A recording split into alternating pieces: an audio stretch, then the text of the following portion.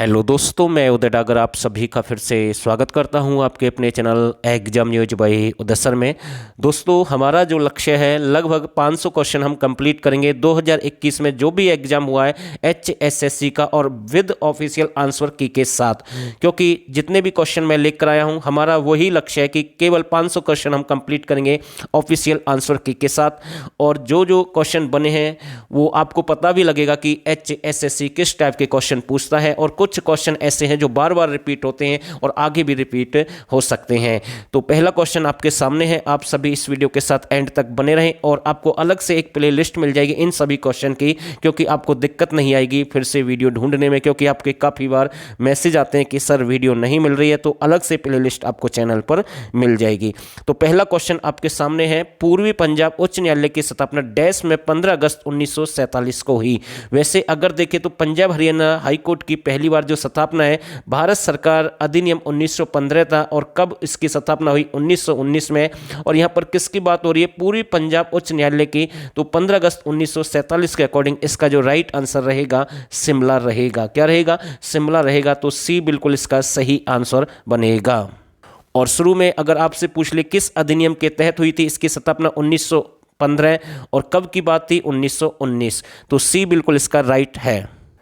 और दोस्तों, अगर आप चाहते हैं कि हमें अच्छे लेवल के 1000 क्वेश्चन चाहिए हरियाणा जीके से संबंधित जो एग्जाम में बार बार अच्छे लेवल के बनते हैं, और इनके साथ में आपको 2021 की हरियाणा की करंट अफेयर आपको फ्री मिलेगी, और साथ में आपको इंडिया करंट अफेयर भी फ्री मिलेगी 2021 की, और साथ में 10 प्रैक्टिस सेट एग्रीकल्चर एनिमल के आपको फ्री दिए जाएंगे, और साथ के साथ आपको ग्राम सचिव पटवारी कैनाल पटवारी के नोट्स भी मिलेंगे, और 1000 क्वेश्चन हरियाणा जीके से संबंधित। तो ये सब कुछ केवल आप 99 रुपये में ज्वाइन कर सकते हैं। इस नंबर पर आपको व्हाट्सअप करना, यहाँ से पूरी जानकारी दी जाएगी और यहीं से आपको बता दिया जाएगा आप कैसे ज्वाइन कर सकते हैं। तो क्वेश्चन नंबर 2 आपके सामने, हरियाणा के किस प्रसिद्ध शिक्षाविद ने केरल और गुजरात के राज्यपाल के रूप में काम किया? तो इसका जो राइट रहेगा स्वरूप सिंह। और इनका संबंध कहां से है? तो ये रोहतक से बिलोंग करते हैं, तो डी इसका सही आंसर बनेगा। डैश हरियाणा के बेहतरीन खिलाड़ियों के लिए राज्य सरकार का सर्वोच्च पुरस्कार है, तो कौन सा रहेगा? तो इसका जो राइट आंसर बनेगा भीम पुरस्कार। तो ए बिल्कुल इसका सही आंसर है। हरियाणा का यह राष्ट्रीय उद्यान यमुनानगर में स्थित है, तो यमुनानगर में कौन सा राष्ट्रीय उद्यान है? तो इसका जो राइट बनेगा कालेश्वर।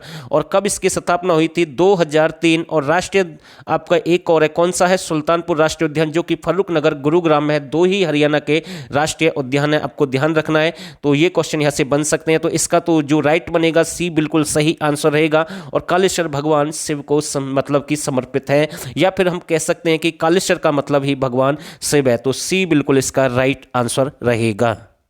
हरियाणा में बल्लभगढ़ का शासन जो भारत के स्वतंत्रता संग्राम में सक्रिय रूप से शामिल था वह था, तो राजा नाहर सिंह से संबंधित। किससे? राजा नाहर सिंह से संबंधित। तो बी बिल्कुल इसका राइट आंसर है।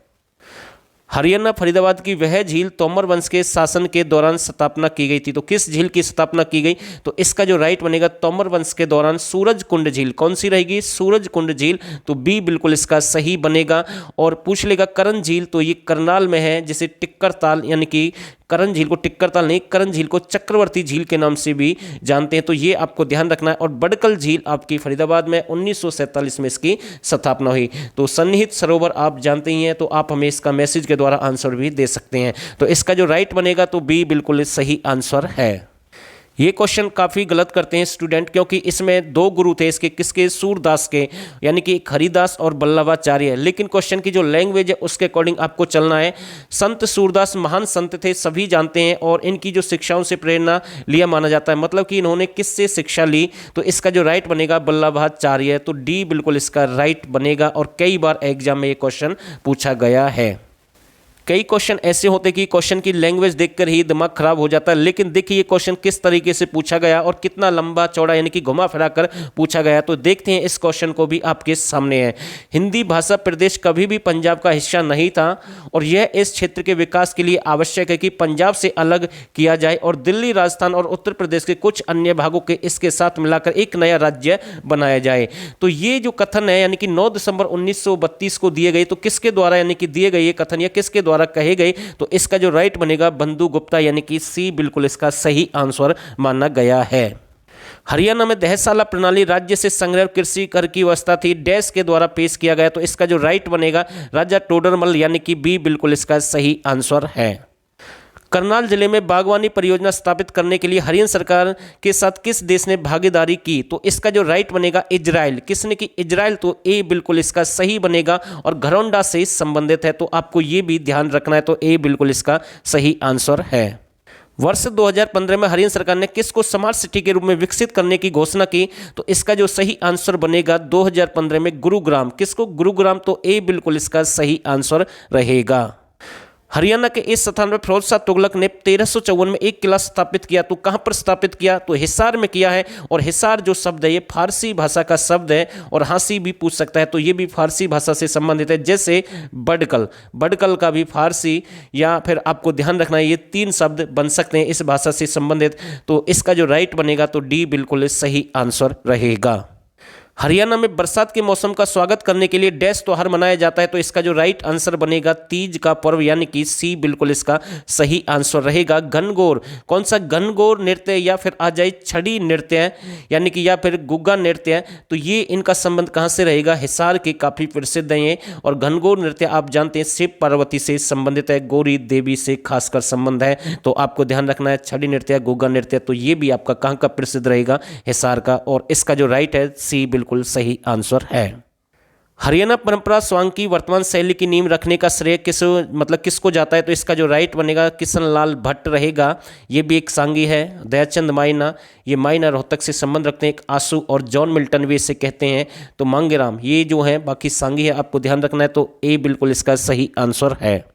हरियाणा में Indira Gandhi super thermal power project में स्थित है। तो ये आपका कहां पर है? तो झज्जर इसका बन जाएगा। तो बी बिल्कुल इसका सही रहेगा। और इसे अरावली सुपर तापीय प्रोजेक्ट के नाम से भी जानते हैं। 1500 मेगावाट इसकी क्षमता है। 2011 में इसकी स्थापना हुई है। तो ये भी आपको ध्यान रखना है। ये क्वेश्चन इस वीडियो का मैं कह सकता हूँ सबसे अच्छा क्वेश्चन है। सैन फ्रांसिस्को में गदर के शिल्पकार में से एक था और स्वतंत्रता आंदोलन के उस चरण में पहला हरियाणवी शहीद था। तो इसका जो राइट बनेगा सैन फ्रांसिस्को में गदर के शिल्पकार में से एक था, स्वतंत्रता आंदोलन के उस चरण में पहला हरियाणवी शहीद था। तो कौन थे? पंडित काशीराम। तो डी बिल्कुल इसका सही आंसर माना गया है। कार्तिक सांस्कृतिक समारोह का लक्ष्य डैश को बढ़ावा देना है। तो इसका जो राइट आंसर बनेगा मार्शल आर्ट, लोक कला, तो यानी कि बी बिल्कुल इसका सही आंसर है।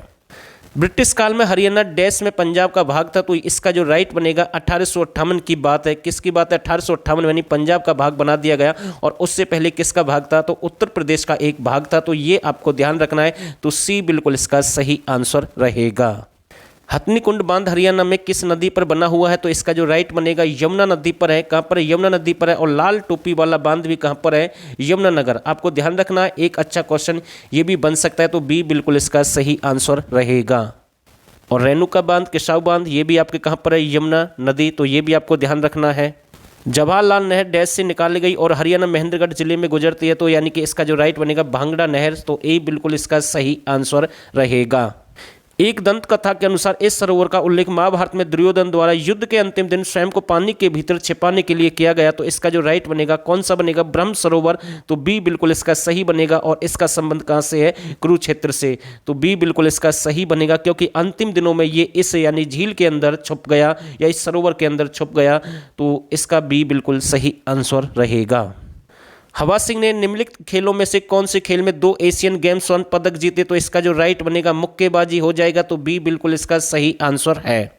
जब हरियाणा 1966 में हरियाणा राज्य बना तो पंजाब और हरियाणा उच्च न्यायालय का मुख्य न्यायाधीश कौन सा था? तो इसका जो राइट बनेगा कब की बात है? 1966 की बात है। तो इसका जो बन जाएगा न्यायमूर्ति मेहर सिंह।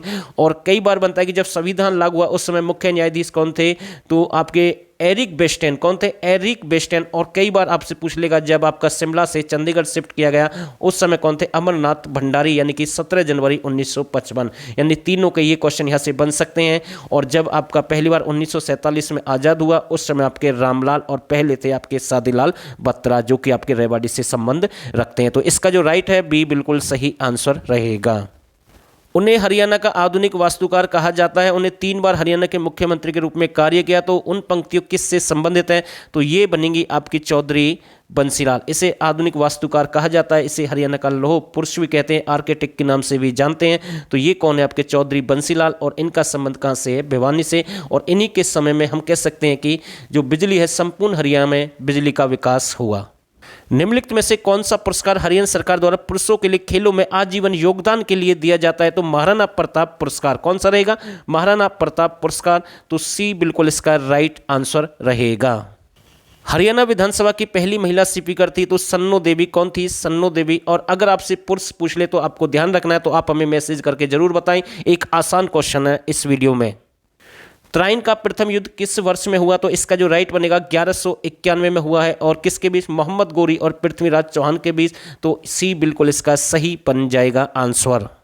साइना नेहवाल ने लंदन ओलंपिक में कांस्य पदक जीता। कब जीता? 2012 की बात है, तो आपको ध्यान रखना है। तो बी बिल्कुल इसका राइट आंसर रहेगा। हरियाणा में पहली बार राष्ट्रपति शासन कब लगा? तो इसका जो सही आंसर बनेगा यानी कि 67, 77, 91 यानी कि 3 बार राष्ट्रपति शासन लगा। एक तो 1967 रहेगा, दूसरा 1977 रहेगा, तीसरा 1991 रहेगा। 3 बार लगा है हरियाणा में। और इसका जो राइट आंसर बनेगा 21 नवंबर 1967। और पूछ ले पूरे संपूर्ण भारत में पहली बार राष्ट्रपति शासन कहाँ पर लगा? तो ये आपका पंजाब बन जाएगा। तो आपको ध्यान रखना है। तो बी बिल्कुल इसका सही आंसर है। निम्नलिखित में से कौन हरियाणा के राजनीतिक है जिसने भारत के प्रधानमंत्री के रूप में कार्य किया? तो इसका जो राइट आंसर बनेगा चौधरी देवीलाल। कौन है? चौधरी देवीलाल। और इन्होंने बुढ़ापा पेंशन शुरू की, यानी कि इन्होंने किसानों के जो कर्ज है या ऋण है उनको माफ़ किया।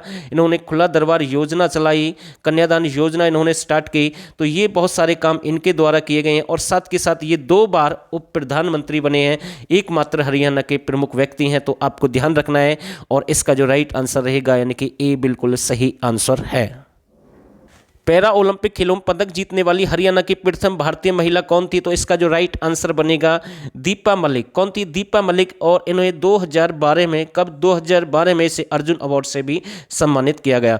तो दोस्तों ये पहली क्लास थी। अलग से प्लेलिस्ट आपको मिलेगी। 500 क्वेश्चन हम कंप्लीट करेंगे विद ऑफिशियल आंसर की के साथ। और एक वीडियो ये आपकी कंप्लीट हो गई है, तो दूसरी क्लास आपको जल्दी मिलेगी। तो एक और बात मैं आपसे बोलूँगा, आपको अपनी पढ़ाई नहीं छोड़नी है, लगातार पढ़ाई रखनी है। और कहीं ऐसा हो जाए कुछ दिन बाद फिर से एग्जाम डेट आ जाए तो फिर आपको दिक्कत हो सकती है अगर आप पढ़ाई छोड़ेंगे।